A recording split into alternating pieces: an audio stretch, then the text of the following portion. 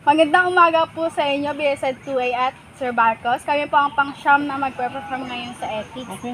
Ang topic po na punta sa amin ngayon ay social media ethics.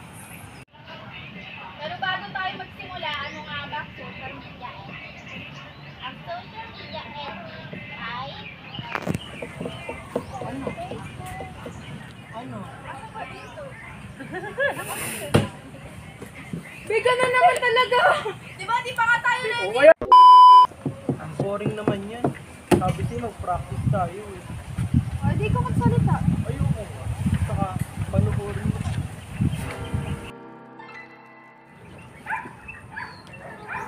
Magandang umaga sa inyo. BSS 2A kami ang pangsyam na grupo na magpo-perform para sa inyo.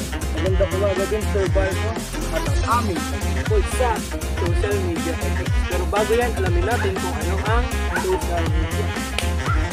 Simulang bata ko, gusto ko na umakbo. Nakikita ng maraming sandamak-mak na tao. Pero mahirap sumikat dahil kailangan umakbo. Muna sa pag-meeting at isa bago makilala. Pero meron ng ng social media, kahit cellphone lang makikita na. Social media, isang pindot lang ako. Social media, malupit sa isang click, wanna see. Pwedeng mag-upload, pwedeng mag-upload. Cellphone on, tablet o computer na.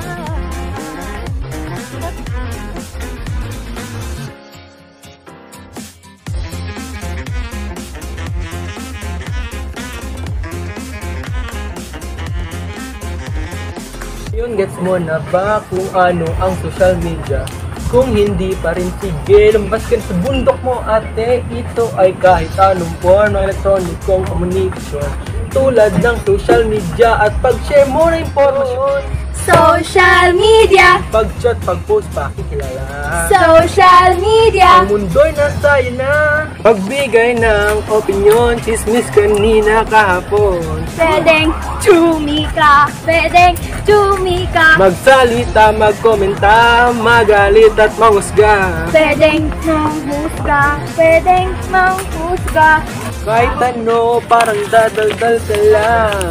Ting, ting. Ano, gets mo na? Oo na, kahit anong electronic communication device, tulad lang ng website. Dito, pwede kami magbigay ng mensahe, pangyayari, ideya sa ibang tao. O talaga ba? Pero wala pa tayo sa kalingkingan ng ating topic. Nandito pa lang tayo sa social media. Sayo ka. Social media. Social media. Social media. Social media. If you can dance, don't you dread, you still can dance in your head. You can dance, dance, dance, still can dance, dance, dance. At dyan nagtatapos ang ating unang kanta ng Radyo ni Mama 97.999. TV na at radyo pa, may kwento na, may kanta pa, san ka pa. At para sa ating unang segment, ito ay tungkol sa babaeng may pangarap, ang sumikat dahil sa social media. Ngunit, sapat na nga ba ito? Dito ating malalaman kung ano ang tungkulin o role natin sa social media.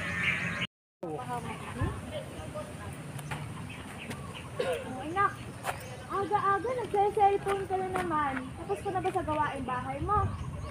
Ayan kaka-social media mo, yung FB, Twitter na yan. Alam mo bang maraming napapahamak dyan? Ano ka ba, Nay? Alam mo, isa ka ring pani.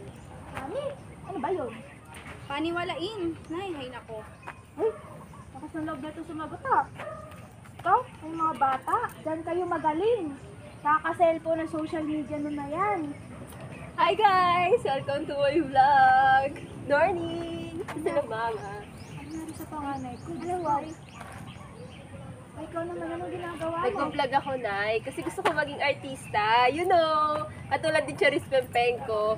Kasi dito siya sumikat sa pag-vlog sa YouTube. Malay mo, sumikat din ako, no? Saya nun. Oo nga na, at malay mo, sumikat din ako. Kagaya ng mga hashtag ko, tsaka political tweets ni Juan de la Cruz, eh di magiging sikat na din ako. Oh, di ba? May mga anak kang sikat. Saan ba naman itong mga anak ko? Nangangarap ng... Ay, Nay, ang KJ mo. Basta kapag kumita ako sa YouTube, wag kayong hihingi sa akin, Ay, mamaya na kayo mag-cellphone. Unahin niyo muna yung mga gawaing bahay niyo. Ay, si nanay. Wala Ito siya, na nga. dali! Sa ulo ng mga nagbabagang balita ang aabangan natin sa mga susunod pa. Gumagamit ng social media, pumalo na ng bilyon. Pagpo-post sa Facebook, nagdudulot nga ba ng kapahamakan? Paggamit ng Twitter, nakapagpapamulat nga ba ng isipan ng mga tao? Vlogging, nakikita rin bang oportunidad para maipahayag ang opinyon ng isang tao? Isang successful vlogger, ibabahagi ang kanyang naging karanasan bago maging successful at paggamit ng social media. Abangan sa ating mga susunod na O yun, nakita nyo at narinig. Nakakapahamak daw yung social media na yan. Ako po, tigil-tigilan nyo na yan, kaka-cellphone nyo na yan. Diyos ko. Ay, alam mo na, yung social media, parang pakikipag-usap lang yan natin sa in real life. Pero gamit-gamit mo ang makabagong technology sa pakikipag-kapwa or pakikisalamuha. Bilang isang vlogger, at kahit isang normal na user, dapat alam mo yung tungkulin at konsiderasyon sa paggamit ng social media. Hindi yung gamit lang ang gamit. Oo nga, Nay. Kaya natin magpahayag, kaya natin magkomento. O sa English, tayo ang content provider at tayo rin ang audience. Ganun ba? Sige, basta gawin niyo muna yung mga gawaing bahay. Social media, kaya ko maglahad at mag-comment sa mga nakikita. Yan ang nagagawa ko sa satupong ito. At kaya ko rin gawin ang bagay na ito. Kasi handog nito ay interactivity, maging content provider at audience simultaneously. Ikaw magpo-post, ikaw magko-comment ng kahit anong gusto mong content. Ikumpara mo sa TV, radyo at dyaryo pa. Kaya mo bang maghayag doon na madali-lipi pa? Sa social media, lahat makakagawa ka ng video ko, ng video mo at video pa ng Nova. At sa mga politiko, ang mga opinion ko, may sisigaw mo ng madali sa kuwato. Gamit ang pagtipa mo ng salita, isang pindot mo lang aabuti ng madami. Maisingit ko lang, meron akong nakilala. Ginamit ang boses pero kinulang sa etika. Walang konsiderasyon, di inisip ang aksyon. Hindi naging sensitibo at walang kalakip na repercussion. Binoto ko si BBM. Binoto ko si BBM. Para sa akin, siyang presidente ko. Walang makakatalo.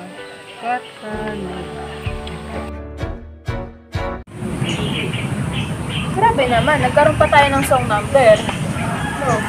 Oo nga eh. Kakwento lang ako, nagkatugtog bigla. Uy, pero ang galing yun. Saan galing yun? Alam nyo kasi nangarap din ako sumikat dati sa social media. Ngunit may kalakip na responsibilidad ito bilang isang content provider at audience na rin. At tingnan mo, yung bumoto kanina kay BBM. Kaibigan mo ba yun, anak?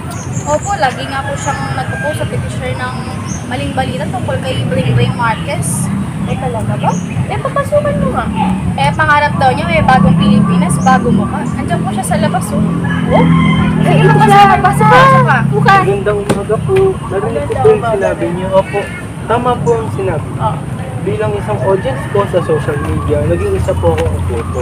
Kasi tayong mga audience, may karapatan tayo magsabi, maghayag, at sabihin ng mga bagay na kailangan nating sabihin o gusto nating sabihin.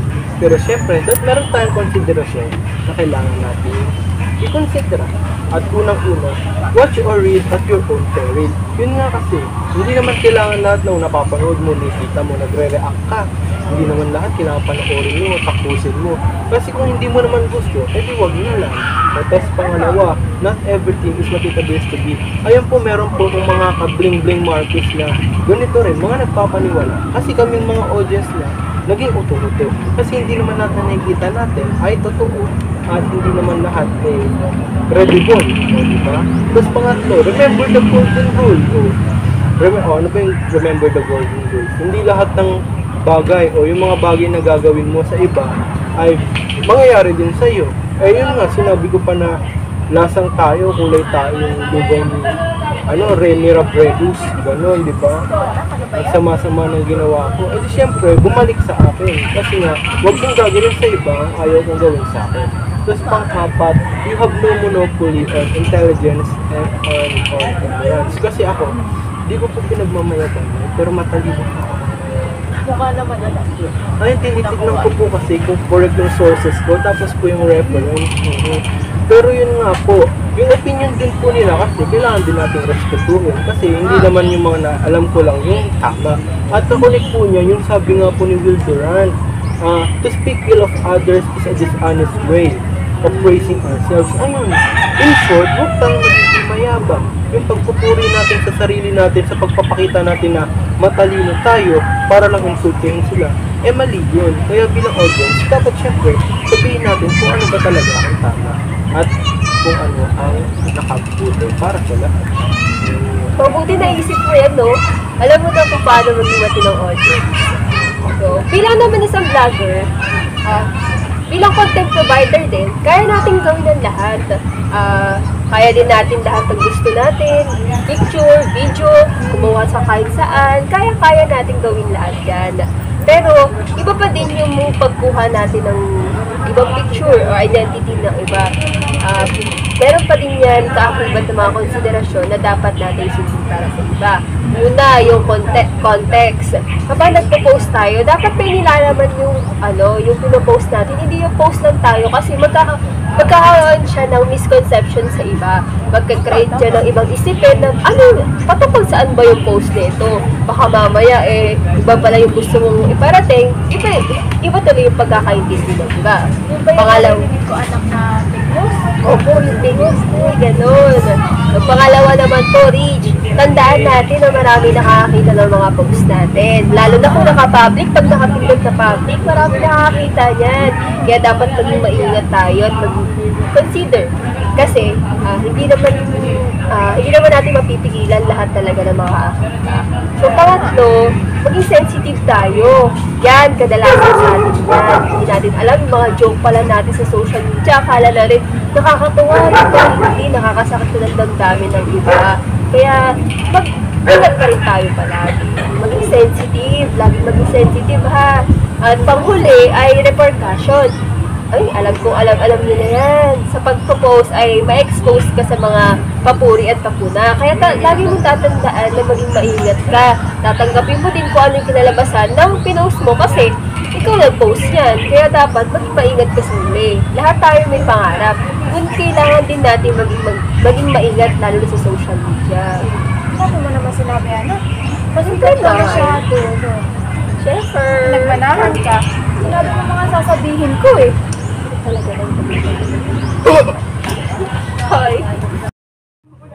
At dyan, nagtatapos ang kwento ng babaeng may pangarap. Eh, ba't may lalaki? Epal ka kasi masyado Anyways, bago tayo magpatuloy, Ay, naku po. Today is 9:02 p.m. That time check is brought to you by Whirlpool Appliances. Making your world a little easier.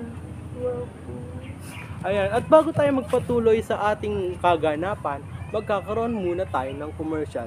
Magbabalik ang Radyo ni Mama 97.999. Babalik kami mga kaharut-rut. Bye! Gumagamit ng social media, pumalo na ng bilyon? Ayon sa datos ng Social Media Hat noong 2017, 1.86 billion na ang active users ng Facebook, kung saan pang-5 ang Pilipinas sa populasyon ng gumagamit nito.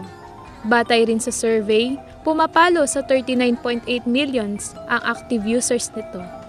Ayon pa sa Social Media Hat, maaari pang lumobo sa 47.33 million ang gumagamit ng app na Facebook.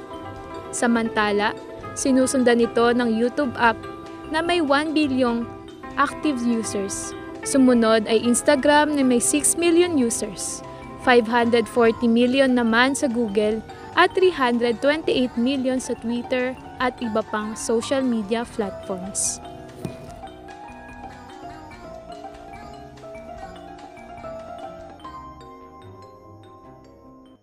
Friends, isang salita, ngunit malaki ang halaga.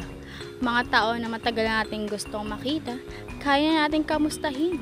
Noong 2002 dahil kay Jonathan Abrams, nagkaroon ng Friendster.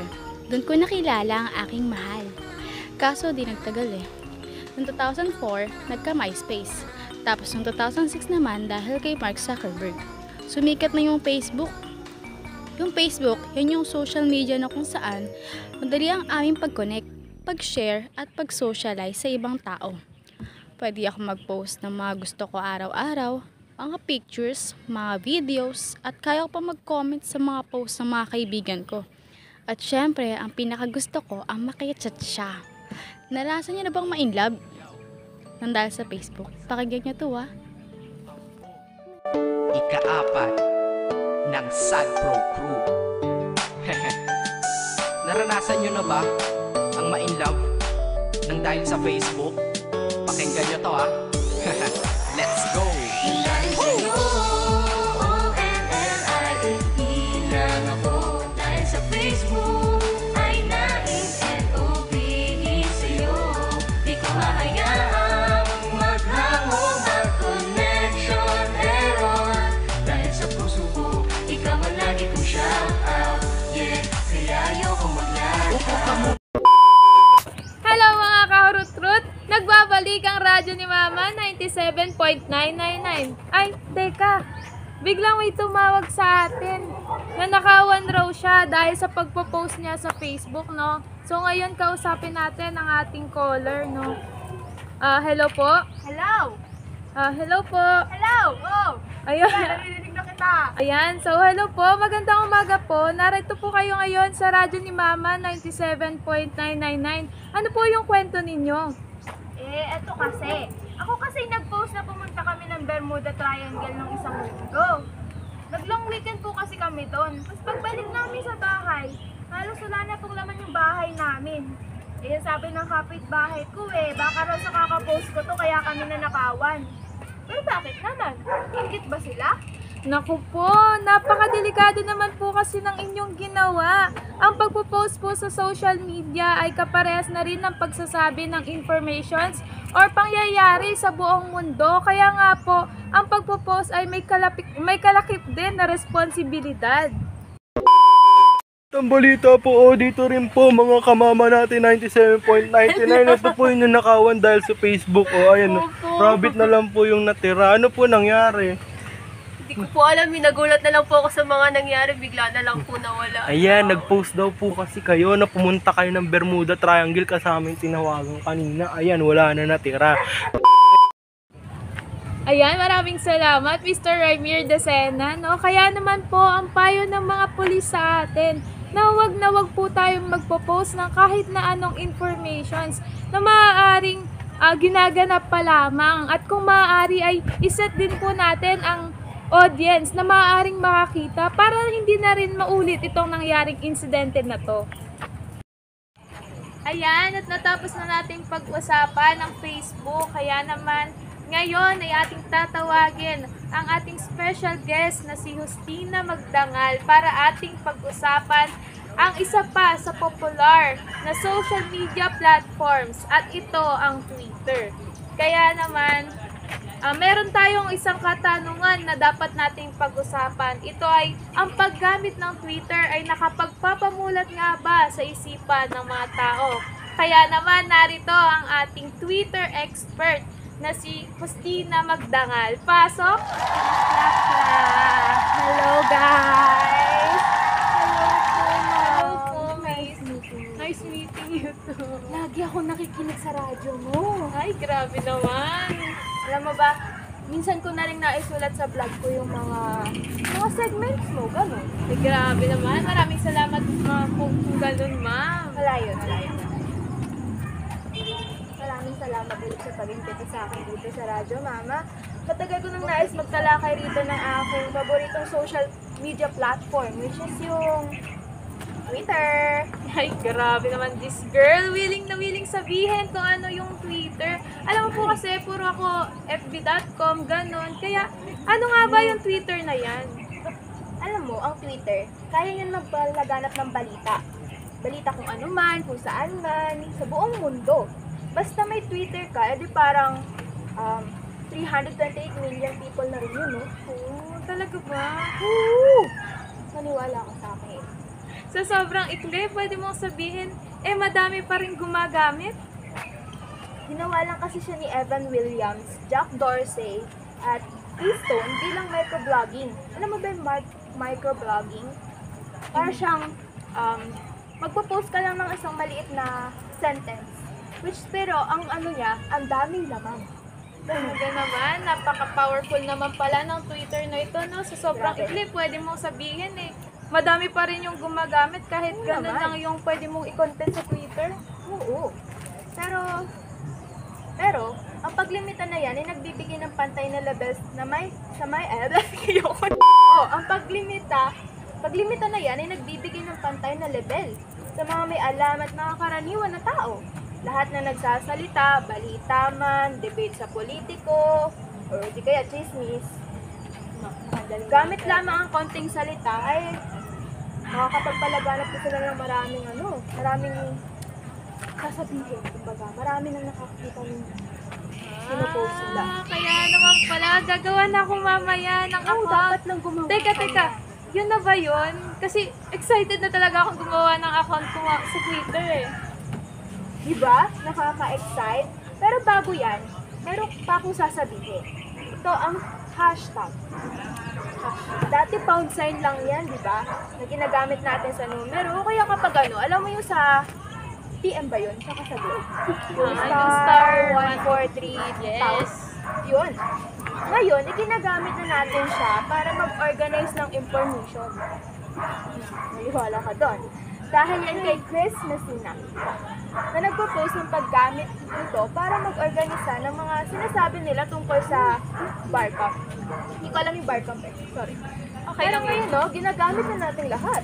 Maski sa FB, sa kahit saan, maski na sa Instagram, ginagamit na rin yun ngayon.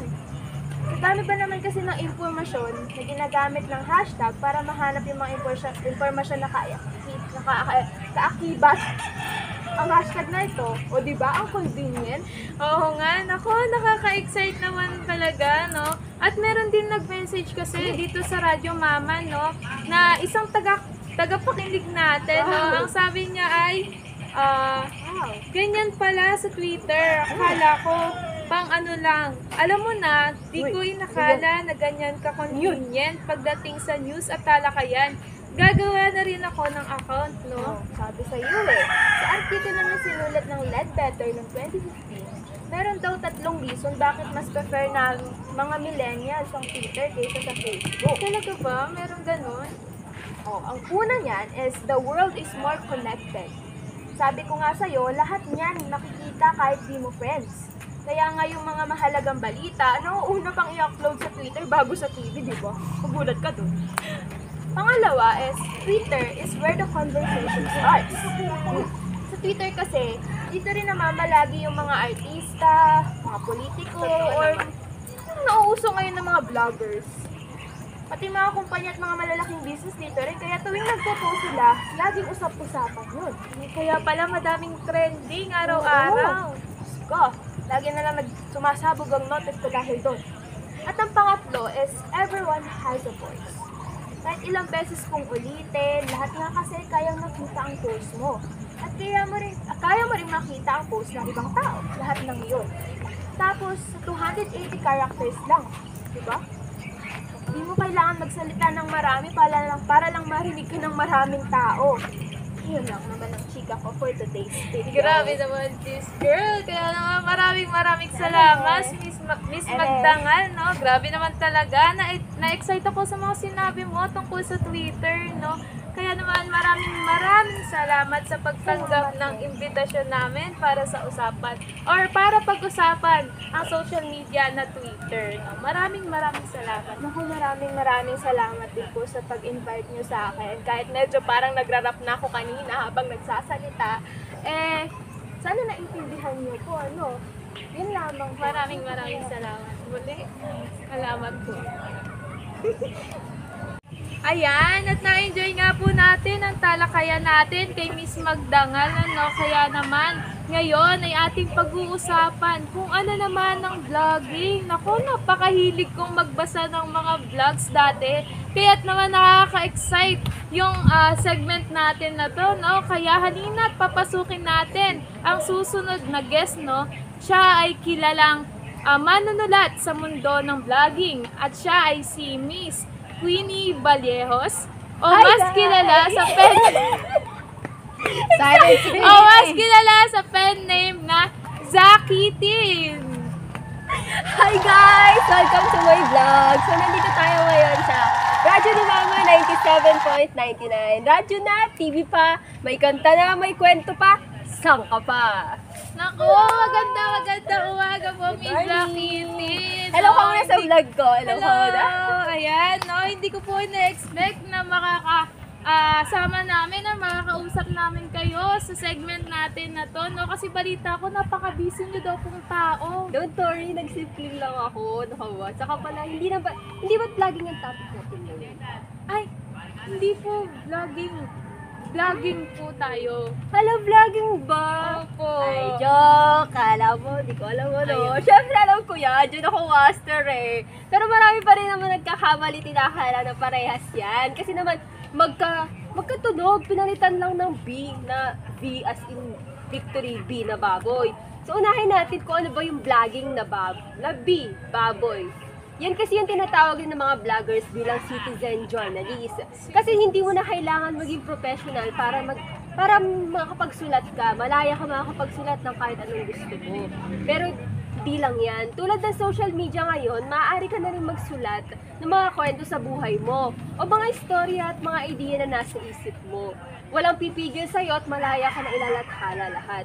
Kaya tignan mo ko ngayon, sumikat ako na habang sinusulat yung storya ko na nagdala sa akin sa pwesto ko ngayon. Naku po, alam nyo, Miss Zaki Tin, no? Hindi na ako makapag-intay na pag-usapan natin yung storya na ginawa nyo. Pero bago yan, ano nga po ba yung vlogging with the V? Okay. Yung vlogging with the V naman kasi ay, ibig sabihin niyan ay video vlogging. So, bali, imbis na isulat mo, dun kasi sa vlogging ay sinusulat, dito naman ay binibideo mo. Yung mga kaganapan tulad nasa buhay mo o mga kaganapan sa paligid mo. Kaya sikat na sikat yan sa YouTube eh. Ay naku, nung February 2005 lang yan ginawa. Pero sikat na, grabe. Ang daming mga talagang nanonood sa YouTube. Ang daming kumikita rin dyan. At dito kasi hindi more in kailangan maging professional para lang magawa o maglagay ng video. Na dati ay akala nila nasa TV lang nangyayari. Kaya dati hindi siya masyadong uso. Mula sa sariling content hanggang sa balita, gamit ang YouTube para sa mabilis na pag-share at pag-view ng video para sa lahat. Kaya nga ang tagline nila ay broadcast yourself. So, isa pa dyan sumikat si Justin Bieber. Kilala mo ba yan? Siyempre naman, idol ko naman. Idol ko din yan. Si Charis Pempenko, kilala mo ba yan? Ay, grabe. Idol na idol ko yan. Hindi na Charis Pempenko. Ay, oo nga pala. Nagpadit na nga pala siya ng identity niya. Oo. At dahil sa mga video na napanood natin sa kanila sa YouTube, diba? Grabe, oo. Alam niyo po, lagi ko rin ginagamit tong YouTube na to, no? Sa pagla-livestream nitong Radyo ni Mama natin, no?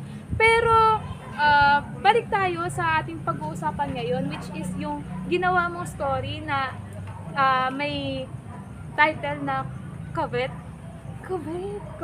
Ano, pag-usapan naman natin yun kasi sumikat yun eh. So, ano ba yung sikreto mo kung paano mo nagawa yung sinulat mo na yun na istorya, no? Wala siyang secret. Nais ko rin naman siya ibahagi sa iba dahil ito naman ang talagang tama. Sa Philippine Center for Investigative Journalism kasi o PCIJ, kanilang ina-assert ang responsableng vlogger ay nagpa-publish ng kanilang blog na sa publiko na may ethical na obligasyon at konsiderasyon sa mga mambabasa nila. Kaya sinusunod ko yung sa mga cyberjournalist.net kung saan makikita mo ang napaka-excellent na Vloggers Code of Ethics. Saad pa nila, sa guidelines lang ito at tayo pa rin ang bahala sa kung anong practice ang gagawin natin. Pero syempre, ito ang akin. Kaya nga, mga tagapakinig ni Radyo Mama, pakinggan nyo to ha, makinig kayong mabuti, madami kayong matututunan dito. So, una, be honest and fair. Lagi naman tayo maging patas, ano? Huwag na tayo mandaya kasi tayo din naman tayo pa rin naman nakawawa sa huli kapag nandaya tayo, no? Correct ka dyan. Yes. At para sa paglaganap, sa paglalahad ng iba't ibang mga at pag-i-interpret ng mga informasyon. So, huwag ka magpe-plagiarize. Naku, masama talaga yan. Huwag kayo magpe-plagiarize. Alam nyo yan. Kahit gawain yan ng mga ibang estudyante, huwag na, i-stop nyo na dahil masama ang plagiarism. Dapat alam mo yung source. Huwag kang masyadong mag-oversimplify. Dapat yung mga reference mo ay tama. Huwag kang mag-distort ng istorya. Dapat kung ano mismo yung story, yun yung gawin mo. Huwag mong paiklian, huwag mong gawan ng sarili mong kwento. Kasi dun tayo magkakaroon, dun ka ma-plagiarize. Huwag ka magpa-publish ng informasyon na alam mo hindi accurate at kung tinutukoy mo ay nakakapagtakang informasyon, klaro mo muna bago mo gawan ng story. Gawan ng vlog. Alamin mo kung ano yung factual sa mga abogasya, komentaryo at iba pa. Marami magkakaiba yan na nakakaalam ng iba't ibang estilo. No? Tapos pangalawa naman ay minimize harm. Para sa sensibility lang naman. No, maging sensitibo ka sa sinusulat mo, huwag kang sulat lang ng sulat. Kasi alam mo, syempre, katulad dito, bawal di ba magsalita lang. Kasi syempre, hindi mo naman alam, baka nakakasakit. Kailangan mong ano yung nararamdaman ng yes, isang tao. oo, kasi syempre makakapahaba ka kapag ka naman, kung puro ikaw lang iniisip mo, dapat may sensitivity ka din. Isipin mo kung sino maapektuhan, kung tungkol saan ang mga pagkamatay, siguraduhin mo hindi magdadahilan ng lalong pagluksa nila. Tapos huwag mong gamitin yung mapanirang way. Isipin mo ang pakiramdam ng kung sino man ang makakabasa nito. Pangatlo at huli, be accountable. Kung nagkamali ka, aminin mo. Wag mo nang ipilit na tama ka kung alam mong mali ka. Sabihin mo kung para saan ba yung isinulat mo, kung anong bang nais iparating nito. I-deny mo rin yung pagpapabor o huwag ka magpapabor kasi bawal talaga yun. Lalo na may mga codes of ethics tayo sinusunod. No? Pero na lang kung ikaw ay nag-endorse nga ng mismo, sabihin mo na ito ay sponsored. Lagyan mo lagi ng word na sponsored para alam nila na nag-endorse. Ayun, endorse yun, bayad yun. Kesa yung nagpapabor ka na lang ng hindi naman siya endorse. Isa pa, kung alam mo may kamalian ng kapwa mong vlogger mismo, mission mo i-expose ito. Okay ba? Diba? Grabe, napakadami palang dapat na sundin, no? Pero sabi nga, mas mabuti na yung maging ethical na tayo, no? Kesa naman kung ano-ano yung gagawin natin or kung ano-ano yung isusulat natin na makapagpapahamak palalo sa atin, no? Kaya nga naging successful ka dahil doon kasi wala kang sinisira ang tao. At the same time is kino-considered mo yung, syempre, yung mambabasa mo at syempre yung gawa mo na rin, no? At sabihin na natin na hindi ka ganong professional. Pero para sa akin, isa ka na rin professional kasi yung mga bagay na iniisip mo talagang inaano mo talaga yung mga mambabasa mo, lalo na yung ibang tao. Syempre, nagiging sensible ka sa mga sinusulat mo, kaya naman napakahusay mo talaga doon sa parte na yun, Miss Zach. Ayan, no? So maraming salamat. Nais ko rin talagang ibahagi ito para sa atin ng mga tagapakinig ni Radyo ni Mama. So, isa pa, hindi ba't ito ang inaabangan, no? Sa inyong libro? Nakalimutan ko lang, pero iaabot ko sa inyong libro mamaya nung covet na bagong gawa ko, no? Muli, maraming salamat, Miss Zakitin, sa pagbabahagi mo ng iyong naging sikreto sa pagsulat ng iyong libro na Covet, no? At ayan na! Magandang umaga muli sa inyo, mga karot-rot. Ito na ang inyong pinakaihintay, no? Oras na para sa ating drama!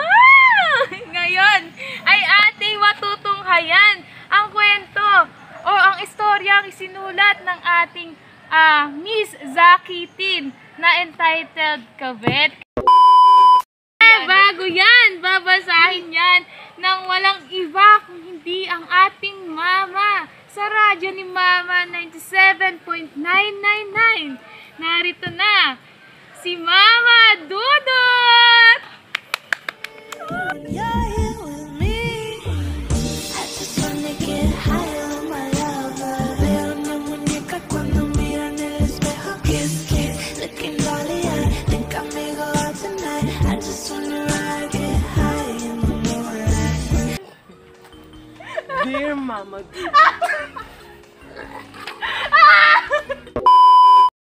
Dear Mama Dudut, ito ay isang storya tungkol sa pag-away ng dalawang matalik na magkaibigan na nauwi sa face-to-face. Ang kanilang sinisinta ay parehas na tao pala. Ito ang isa sa mga ikinatatakot na pangyayari na maaaring maganap sa social media. Ano kaya ang mangyayari? Sila kaya ay magkakabati? Abangan. At muling nagbabalik ang ating segment na Face to Face. At ngayong araw na ito, dalawang magkaibigan na nagkasiraan dahil sa social media o sa Facebook ang susubukan nating pag-ayusin sa araw na ito. Kaya naman, ating tatawagin ang ang nagreklamo, si Ginang Bang. Magandang araw po, Mrs. At ang babaeng inirereklamo, narito na, si Aling Bakekang. Mga agaw ka! Sandali. Ayan, so, ngayon pala mukhang nagkakaroon na ng tensyon between sa dalawang tao na to, no? Kumalma po muna tayo, mga Mrs. at Miss, no? Kumalma po muna tayo ngayon. So, ngayon, ano nga po ba yung pinagmulan ng issue na to? Or ano nga po ba yung pinagmulan ng away ninyong dalawa? Ano to kasi yan? Alam niyo, matagal ko na po kaibigan ng babae ko. Mamagulat ako, kabit pala ng asawa ko. Ay, hello, hindi ako kabit. No, kumalma po muna tayo, no, ma'am, no. Ang programang ito ay para magkasundo kayo, syempre, at para magkaroon ng clarification sa mga naging sa sitwasyon nyo ngayon, no. Pero bago yan, no, narito yung litrato ng lalaking naging punot dulo ng away ninyong dalawa, no. Narito at ipa-flash sa ating TV screen ang litrato ni Ginoong Bang. Ayan, wala pala tayong TV screen. Ngayon, ito po ang litrato ni Ginoong Bang. Ayan, ito po. Ayan, so pakinggan nyo po yung sasabihin ko, no, bilang inyong trio, tagapayo, kahit na mag-isa lang naman ako ngayong araw na to. So, ito na ngayon nangyari, no. Ito na ngayon sinasabi natin maaaring maging panganib na dala ng social media, no. Kasi merong mga tao na gumagamit or gumagawa ng ibang account na hindi naman nakapangalan sa kanila.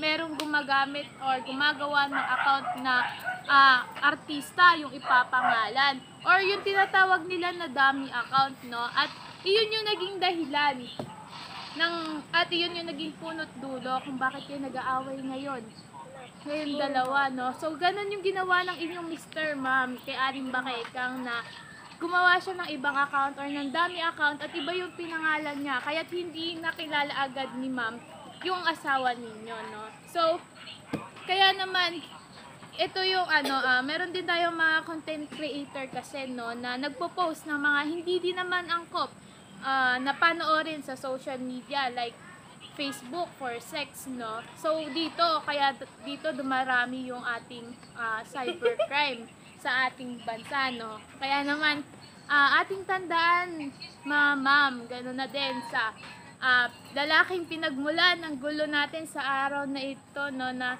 meron tayong role bilang content provider. At syempre, meron din naman tayong role sa ating audience bilang bilang audience, no. So, Iyon yung maaaring naging sitwasyon, iyon yung naging punot dulo ng lahat kung saan gumawa si Mr. ng ibang account na iba yung pangalan at hindi agad siya nakilala ni ma'am. So, sana po ay naging klaro yung usapan natin ngayon. Sana naging klaro yung situation natin ngayon.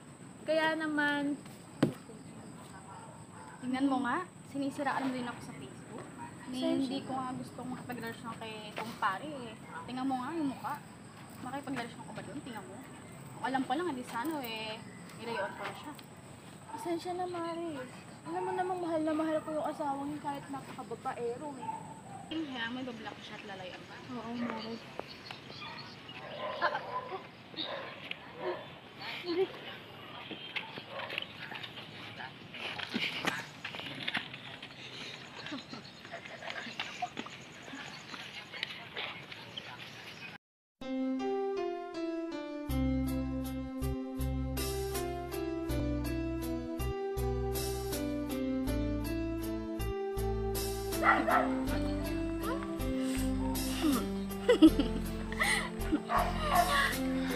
Kay sakit naman, isipin na. Sa puso niya ako'y pangalawas. Alam mo, nakalimutan ko yung kakanta na nga. Ayoko nang ngumiti. Kay sakit naman isipin na, sa puso mo ako'y pangalawa. Ako naloko mo sa social media na, akala ko ay ibang tao ka, poser ka. At sa tuwing maiisip kita, halos hindi ako makahinga. Kaya kapwa ang bote ng tequila, nagbumubog sa babaw ng lamesa, tinitira ng mga chat natin sa umaga, ako pa rin ay umaasa. Ano ang nilagay, hindi mapalagay. Naloko ka niya nang walang alam at malay-malay. Sa Facebook ka sa tanghali, Twitter sa gabi. Paggising sa umaga, basta sa Shopee ka na be. Sa social media critics, may ka kang susundin. Sa pisuhan nito ay pwede mo nang mambasahin. Ang social media ethics ay ating palalimin at ating ulit. Sa social media, tara na. Sa Facebook, Twitter, ba kahit anong website ang ginagamit, sinta.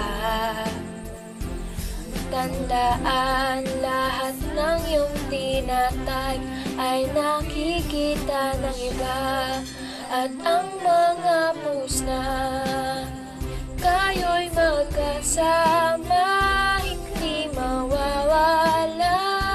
Kaya i-delete mo na. Baka ito ay ma-background check pa kapag mag-a-apply ka na.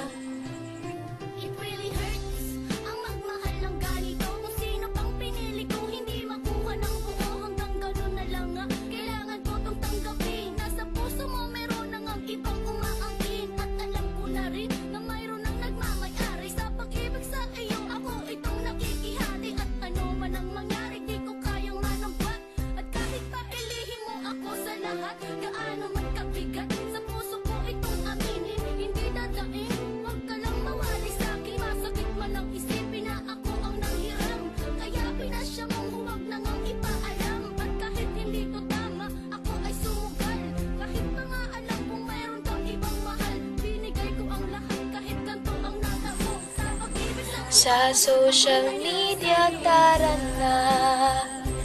Ngayon alam mo na maging maingat ka sa iyong ginagawa, sinta. Tandaan, kahit gano'ng kaganda ay delikado pa rin siya. Ikaw ay malaya sa iyong gagawin, ngunit siya rin ay maraming lolokohin. Kaya ito, mag-iingat ka na ba, hindi laro ang social media. Sa sitwasyon natin na to,